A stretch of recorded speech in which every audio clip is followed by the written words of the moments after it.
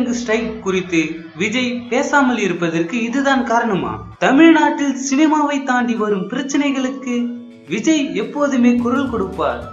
அண்மையில் கூட விவசாயிகள் படும் கஷ்டங்களை பற்றி பேசியிருந்தார். அப்படி இருக்க விஜய் ஏன் திரையரங்குகளின் ஸ்ட்ரைக் பற்றி பேசவில்லை என பேச்சு வருகிறது. இது குறித்து விஜய்க்கு நெருக்கமானவர்களிடம் விசாரித்தால் விஜய் படத்தை போட்டு கோடி கோடியாக சம்பாதித்தவர்கள் எங்கள் விஜய்க்கு என்ன செய்தார்கள்? நன்றாக ஓடிய படத்துக்கு கூட கள்ள கணக்கு காட்டி பணத்தை திருப்பி கொடு என்று பல பிரச்சனைகள் செய்தார்கள். எம்ஜி முறையில் வெளியிட்ட படத்துக்கு கூட நஷ்ட ஈடு கேட்டார்கள். பல படங்களுக்கு தேவையே இல்லாமல் விஜய்க்கு நெருக்கடி கொடுத்தார்கள் என்கின்றனர். இந்த வீடியோ பிடித்திருந்தால் லைக் பண்ணுங்க. விஜய் சார் பற்றிய உங்களின் கருத்துக்களை கமெண்ட் பண்ணுங்க. மறக்காம சினிமா நியூஸ் அப்டேட்டை சப்ஸ்கிரைப் பண்ணுங்க.